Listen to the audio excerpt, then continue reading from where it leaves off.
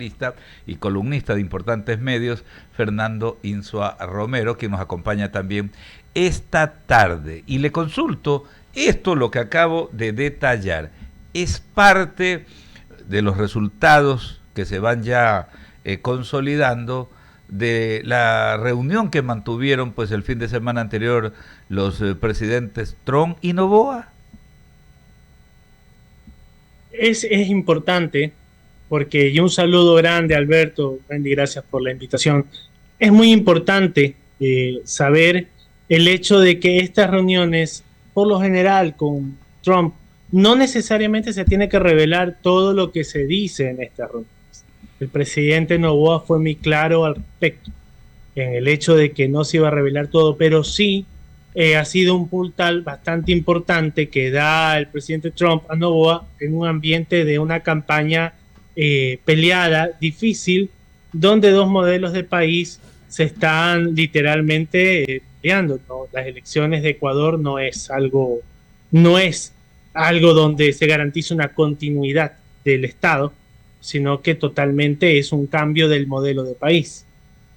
Claro. Ahora, definitivamente, ¿no? Tal vez uno de los errores que se ha cometido acá en el Ecuador desde hace algunos años es no haber entendido que nos enfrentábamos al crimen organizado transnacional y que como tal, un país solito, pequeñito como el Ecuador, definitivamente no puede. Y mucha gente interesada más bien tal vez en mantener buenas relaciones con la criminalidad, como que se agarraban de la bandera de la soberanía para decir es que no hay que estar colaborando justamente con otras naciones y no solamente con Estados Unidos, con otros países también para poder justamente armar un frente ante una amenaza regional y global, ¿no?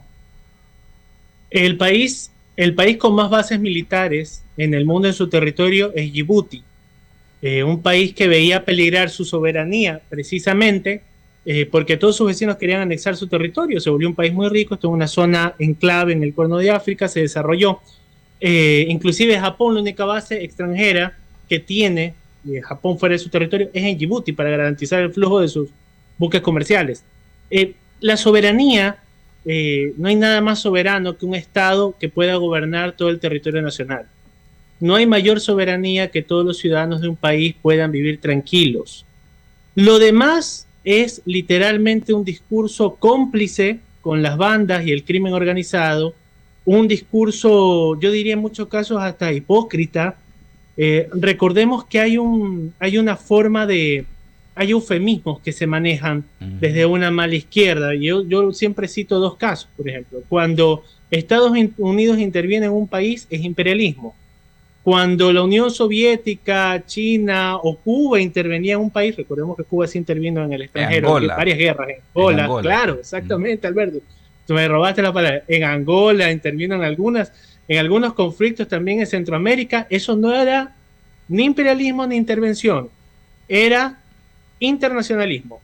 Recordemos cuando los presidentes en su momento socialistas sobrevolaron, violaron el espacio aéreo de Honduras en su momento, en el caso de Zelaya, para intentar ubicarlo de nuevo en el poder. Entonces, este eufemismo de lo que es soberanía lo usan solo cuando es un lenguaje cómplice. Es una palabra que en muchos casos se ha vuelto cómplice. Y no hay nada más soberano de que tus ciudadanos vivan en paz. Y no hay nada más soberano que se respete las leyes y la Constitución. Claro. Por eso yo creo, como lo ha dicho el propio presidente Noboa, de que este acercamiento con el gobierno de Estados Unidos, de que todos los acuerdos militares que se están haciendo, la llegada de tropas internacionales, de asesores, sobre todo de asesores, siempre van a estar enmarcados en los tratados recíprocos que ya tenga el Ecuador, que tiene el Ecuador con Estados Unidos, que han sido ratificados por Noboa y que fueron firmados en su momento por el gobierno de Lazo, y los que se vayan a venir firmando, haciendo o modificando de seguir el presidente Noboa en el poder.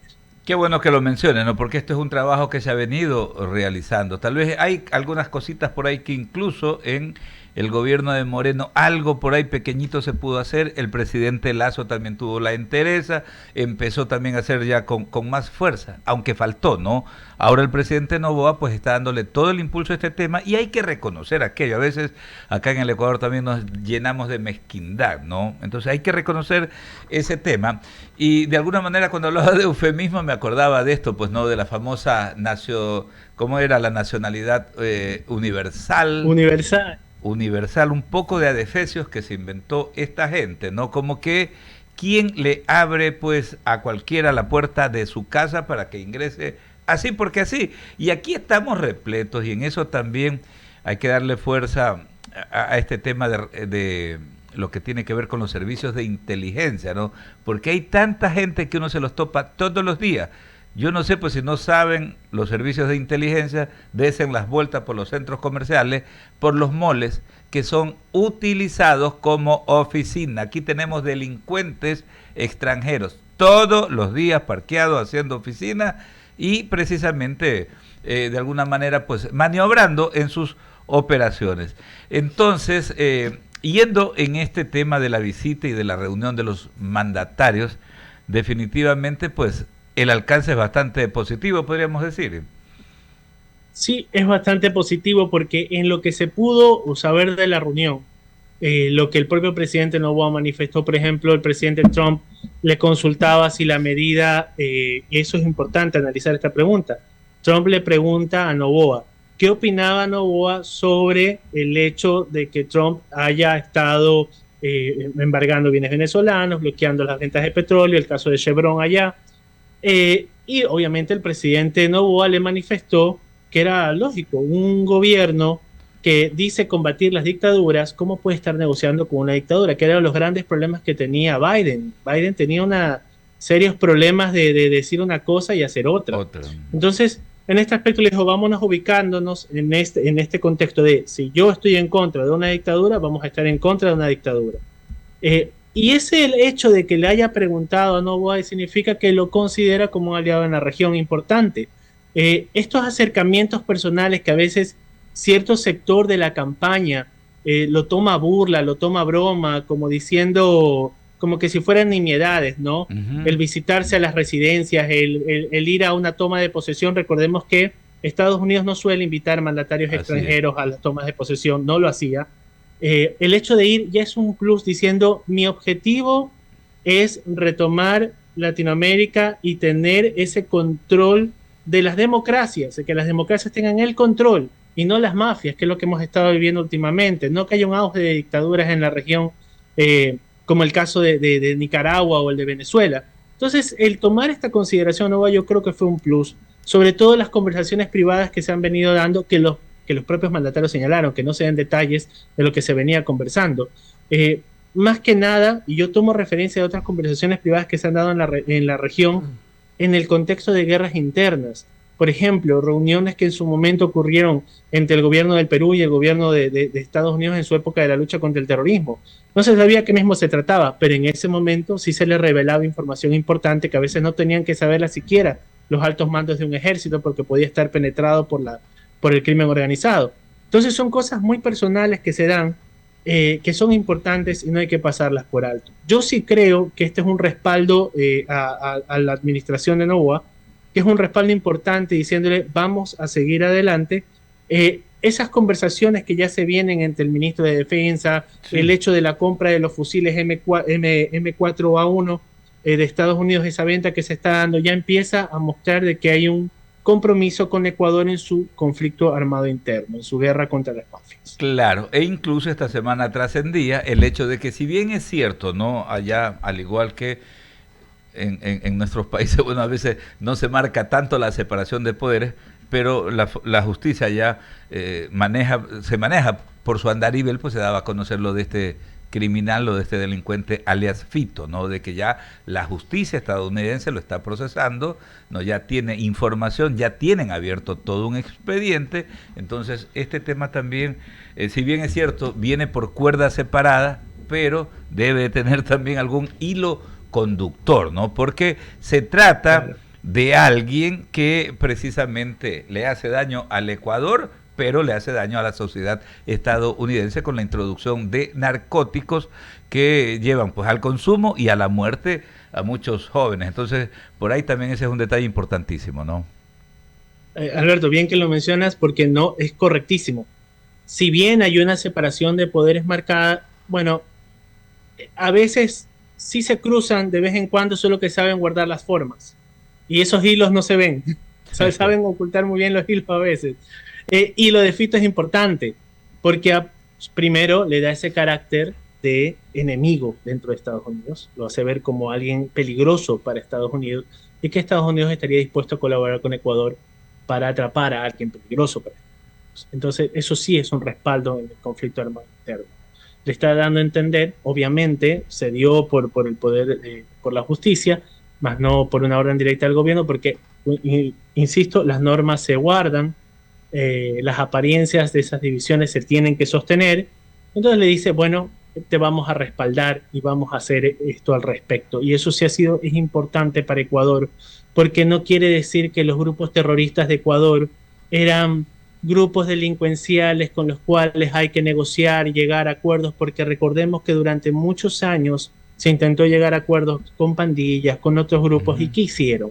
Entraron dentro del Estado, ocuparon cargos públicos. Así es. Literalmente se mezclaron con nuestra sociedad civil, se mimetizaron con el poder, se burlaron de todos los acuerdos y las buenas intenciones de muchos negociadores, otros tal vez no tan buenas intenciones de otros negociadores que más bien buscaban una oportunidad nomás de figurar al respecto. Entonces, ¿qué ocurrió? Pide negociación, pide que se respeten los derechos humanos, los tratos, que son gente que está equivocada por la vida y que no le quiere hacer daño a nadie, que son las circunstancias los que los hicieron ser así. Hay muchas palabras que se utilizan con estos grupos criminales, pero hoy en día se los trata por lo que son. Son grupos terroristas, infunden terror en la sociedad, literalmente esquilman las comunidades, las saquean, sea por la vacuna, sea por la extorsión, sea por lo que sea, secuestros. Entonces son lo que son. No hay que separarlos, porque me da la impresión que a veces desde Ecuador se observa el juego de los grupos terroristas como que los grupos terroristas son milicias que pelean por un fin, por ejemplo. Claro, como Al-Qaeda, pelean para derrocar a Estados Unidos, y que los hechos de cobrar vacuna, extorsionar y secuestrar no son propios de grupos terroristas, son de delincuentes. No, es lo mismo. Yo puedo citar casos: Al-Qaeda, el ISIS, el UCK en Kosovo, las milicias en el norte de Irak, todas se dedicaban a lo mismo, acciones criminales para poderse financiar, solo que algunos tenían un ideal o un bien nacional y otros, como aquí, no se sabe a qué Dios le rezan. Claro. Pero son grupos terroristas. Por supuesto, y hay que mencionarlos como tal, ¿no? Como tal, pues aquí los ha querido redimir un poco más, tratarlos como evangelizadores o qué sé yo, pues hasta como pastores los querían tratar, hablaban pues de jóvenes, de organizaciones urbanas, ¿no? Cuando son delincuentes, y al delincuente hay que tratarlo como tal, y de ahí la importancia de que el presidente Noboa haya llevado esa lista que llevó, ¿no? Porque eso también lo conocemos, y que la intercambió con el presidente Donald Trump, en el sentido de pedirle: presidente, vea usted, incluyó a las organizaciones terroristas estas mexicanas, ¿no? A los carteles de la droga y al Tren de Aragua venezolano, aquí están todas estas organizaciones narcoterroristas ecuatorianas que le hacen daño a nuestra sociedad, pero también infringen muchísimo daño a la suya. Así que la pelota también está en su territorio. Yo creo que eso es elemental. Ahora, ese tema de la seguridad que fue llevado, más el tema migratorio, ¿no? El tema de nuestros conciudadanos, de nuestros compatriotas, el presidente lo puso por delante, ¿no? La afectación que tiene por las políticas que ha implementado desde el 20 de enero el presidente Donald Trump. El tema migratorio y el tema del comercio internacional. Los llevó como los tres baluartes para la conversación. ¿Qué le parece aquello? O sea, sabemos porque tampoco uno no puede ir llevando todos los temas, tiene que priorizar. Pero esos son los factores fundamentales de esta relación bilateral. ¿Qué cree usted? A veces se percibía que las relaciones entre los países amigos eran como las que tenía Ecuador y Venezuela, ¿no? Te acepto todo lo que hagas. Y no es así. no permitir que hagas cualquier cosa con mi política interna o permitir que hagas lo que quieras. Estados Unidos está revaluando el concepto de ser amigos. Entonces, en ese concepto de ser amigos es, vamos a ser amigos, pero yo voy a imponer un arancel global a todos los países. A ti Ecuador te va a tocar el base, no te voy a subir a lo que te tocaría, que era un 12, 14%, no, va a ser el 10%. Inclusive otra nación aliada de Estados Unidos y Israel tiene un 17% de arancel recién puesto. Entonces, bueno, vamos a partir por esta base. Y todo lo demás lo vamos a negociar. Hay países que les ha ido terriblemente mal, pero Estados Unidos considera y dice, bueno, vamos a ser aliados, pero una cosa es mi política interna y otra cosa es las concesiones que yo haga con mis aliados. Por ejemplo, Estados Unidos tiene un serio problema con la inmigración, pero me pareció que en pleno de este discurso que tiene el presidente Trump sobre el tema de la inmigración, le dice, no, Ecuador no está en la lista de prioridades para ser deportado. Yo creo que eso es un triunfo importantísimo. El hecho, Alberto, que mencionas de que los grupos terroristas en Ecuador, que sí están vinculados a los cárteles mexicanos, al Tren de Aragua y otras organizaciones también, inclusive se los compara con grupos terroristas en el Medio Oriente que crean una red criminal internacional, ¿no? Que están así, digan, bueno, sí, vamos a considerarlo porque son parte de esta estructura criminal internacional. Entonces, eso para mí es un triunfo y me parece que en plena ofensiva internacional, en esta guerra que se está dando comercial y ese afán de Estados Unidos de reposicionarse en el mundo y de ubicar a sus aliados y de saber quién es quién, porque recordemos, y creo que lo mencionaste, es claro, Estados Unidos está diciendo, bueno, esto voy a hacer yo y quién negocia conmigo a partir de ahora de esta manera. Y en ese aspecto, Ecuador ha sabido manejarse bastante bien. Ecuador no creo que se haya visto afectado de ninguna manera. Es más, el hecho de haber tenido esta preferencia en el tema de que Ecuador no esté considerado en la lista de deportaciones prioritarias, yo creo que fue un triunfo en un momento donde estas medidas salían noticias todo el tiempo de las deportaciones que se estaban dando, y yo creo que fue un logro por parte del presidente Noboa con Donald Trump. Entonces yo creo que iremos viendo a lo largo de esta semana, por ejemplo, renegociaciones en los temas arancelarios, las posibilidades a futuro de un TLC. Todo hay que saber en caso de que el presidente Noboa, por ejemplo, se ratifique en el mandato, pues, ¿no? Claro. Pero el tema también del migratorio y obviamente la joya de la corona, que es ubicar a los grupos terroristas del Ecuador y a los criminales del Ecuador como grupos terroristas también en Estados Unidos. Claro, hay que separarles. Que se vea que es una estructura. Hay que separarles su suite también en Guantánamo, sobre todo pues a las cabezas criminales de estas organizaciones narcoterroristas. Permítame, Wendy Quinde tiene otras inquietudes para usted, ¿eh? Gracias, Alberto. Bueno, a mí sí me preocupa y no sé hasta qué punto pudiera el presidente de la República, en caso de continuar en el poder, tener una fiscal o un fiscal general del Estado como la actual. Recordemos que a ella también ya le queda poco tiempo en funciones, por decirlo hasta así. El 8. Y exactamente, hasta el 8 de abril.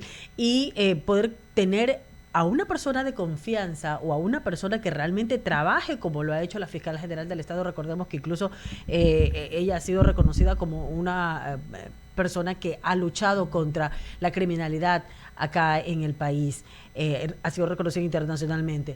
Y entonces, ¿cómo encontrar a esa persona que esté a la misma altura del actual fiscal general del Estado y que no se vea empañada la administración del presidente de la República con una persona que no vaya a continuar con ese tipo de políticas y ese tipo de trabajo que ha hecho la fiscal Diana Salazar? Los chinos tienen una frase maravillosa que dicen, ¿cuál es la mejor manera de recorrer un camino de 1000 kilómetros? O sea, ¿cómo recorrer un camino de 1000 kilómetros a pie? Y la respuesta era de paso en paso. Al final, las grandes estrategias, cuando los problemas son grandes, y en su momento Napoleón lo hacía, cuando los enemigos eran muy grandes y muy numerosos, peleaba paso por paso, grupo por grupo, lo iba a desarmar. Por ejemplo, el hecho de haberse destapado toda esta olla de corrupción y ese secuestro partidario que tenía el Consejo de Participación Ciudadana y Control Social es un gran paso que permitirá, por ejemplo, una elección de una fiscal que esté a la altura de las circunstancias. Correcto. Yo no estoy mencionando que sea aliado o no aliado al gobierno, sino que esté a la altura de lo que se le pide, como la fiscal actual sí lo estuvo.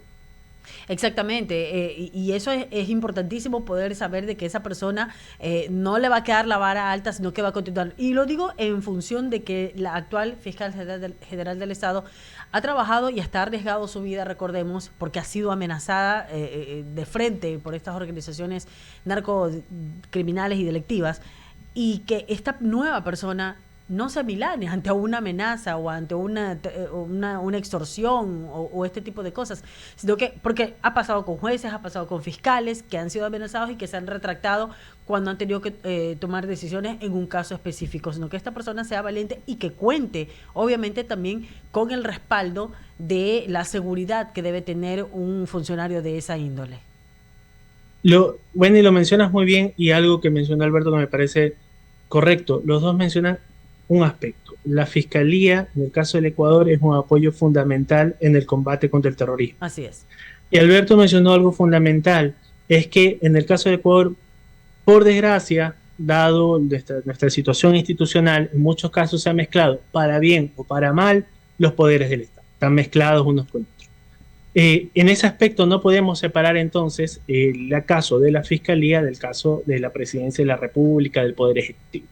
Es obvio que si el Poder Ejecutivo da un respaldo a la acción de la Fiscalía, por ejemplo, siguen los planes de seguridad, se lo hace con mucho más contundencia, va adelante, por ejemplo, esta constituyente, este cambio de la Constitución, estas reformas que se tienen que dar, que ya lo ha planteado. Yo sí creo que un fiscal que venga, que tal vez no todos son Diana Salazar o una fiscal, no todos son Diana Salazar, no todos se van a arriesgar así el Estado esté en contra, o no todos se van a arriesgar así el Estado no tenga el poder que tenía. Recordemos que el poder de Lasso estaba limitado por muchas circunstancias, por muchos inconvenientes, pero aún así se hicieron cosas.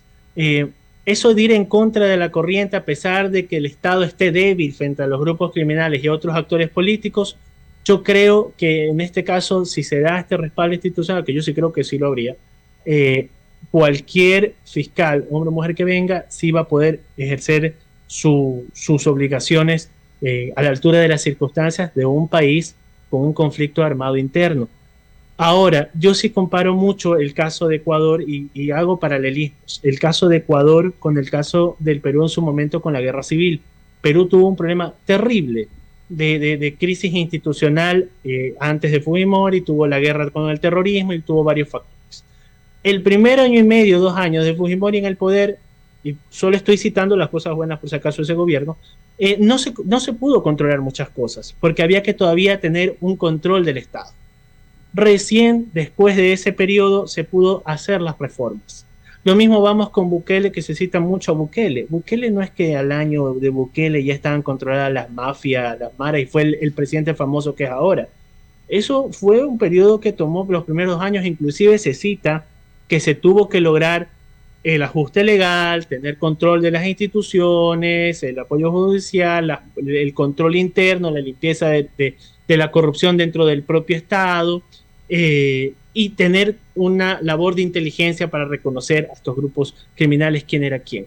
Entonces, en ese aspecto, yo creo que Ecuador va por el mismo camino. Ecuador va por el mismo camino. Este año y medio ha sido un año de campaña. Además, yo creo que se han tomado muchas medidas demasiado fuertes que no están propias para un momento de campaña. Antes se han arriesgado demasiado a hacer cosas que pudieran haber sido impopulares en una campaña, pero se atrevieron a hacerlo y me parece válido. Y es que es justamente eso lo que me inquieta, ¿no? Porque sabemos cómo está conformada la nueva Asamblea Nacional, que está partida mitad. Y ya sabemos que incluso teniendo una mayoría en otras ocasiones, han taponeado, han delimitado tanto que no le han permitido trabajar a un ejecutivo y luego dicen, no sirve el ejecutivo. Y no es que no sirve el ejecutivo, es que desde la Asamblea mismo se han trabado muchas cosas que pudieran ser en favor del país. Entonces, en la circunstancia de esta nueva Asamblea Nacional, con cosas que se pretendan hacer por el tema de la seguridad y con un mismo funcionario, como un nuevo fiscal general del Estado, que a la misma Diana Salazar le hicieron una trinca pero terrible, entonces, ¿qué podemos esperar con una asamblea así y un nuevo funcionario que a lo mejor no tenga los pantalones que está teniendo la nueva fiscal general del Estado? Yo sí creo que va a ser el siguiente gran capítulo de la democracia en el Ecuador, pero un capítulo que va a dar, vamos a hablar eufemísticamente, va a dar candela increíble, porque lo mencionas, a diferencia de otras asambleas, recordemos que aquí tenemos el batallón de los colistas en las elecciones. O sea, los partidos no alcanzaban un 1%, muchos estaban en 0 y pico, lo mismo fue un fracaso para muchas organizaciones de la asamblea, entonces al final quedó una asamblea dividida mitad y mitad, dos visiones de país totalmente distintas, es dos Ecuador ahí reflejados, y yo creo que por eso se está potenciando mucho el discurso de la constituyente, el discurso de todo, porque es como un reseteo a cero. Vamos a decir, bueno, esto se dio en este momento, pero las cosas podrían resetearse a cero. Y yo creo que podrían ocurrir muchas sorpresas más si se sigue trabando, si la Asamblea le da por trabar todos los proyectos que se hagan en el país. Pero efectivamente, una vez que se ganen las elecciones, el siguiente reto va a ser lidiar con esa Asamblea. Así es. Y va a ser poder sacar los proyectos que se necesitan en un medio de un conflicto armado interno, porque yo no creo que en caso de que la izquierda revolucionaria pierda las elecciones, en caso de que pierdan las elecciones, porque hay que dar la puerta abierta a todas las posibilidades, venda barato la derrota. Va a haber mucha conflictividad y se va a intentar bloquear, porque ya es costumbre, ¿no? Bloquear el poder a un mandatario hasta que mi línea se posicione. Exactamente. O quedar como que el mandatario fracasó, pero mi línea siempre tuvo la razón. Exactamente. Entonces yo creo, exacto, va a ser lo que tú mencionas. Y va a ser el siguiente gran capítulo. En estos días ha mencionado de que de pronto pudiera cambiarse el nombre de la Asamblea Nacional a Congreso nuevamente y no con una bicameralidad como en algún momento se mencionó. ¿Eso cuán importante realmente es? ¿Influye, no influye? Yo creo que el Congreso es para recuperar un poco la institucionalidad histórica del país y quitarle ciertos nombres que quedaron del periodo revolucionario. Es como para ubicar y decir, bueno, el Ecuador está volviendo a lo que era, obviamente no repetir los mismos errores, pero aquí esta institución del Estado o esta obra no le pertenece a tal o cual ideología, sino le pertenece a Ecuador como Estado. ¿Por qué? Porque en los últimos años hemos estado asistiendo a una cosa que me parece que no tiene una visión de país. Si yo tengo una manera de pensar o canto un himno, resulta que ese himno está vinculado a ser de izquierda revolucionaria. Y este otro himno significa los valores del país. Entonces se están perdiendo muchas cosas porque están vinculadas por su nombre o por sus cosas a una ideología determinada cuando esas cosas le pertenecen al país. Entonces, en este aspecto, en el cambio de nombre, se dice, bueno, vamos a recuperar el concepto del Congreso, aunque se sigue tratando, aún no hay voces.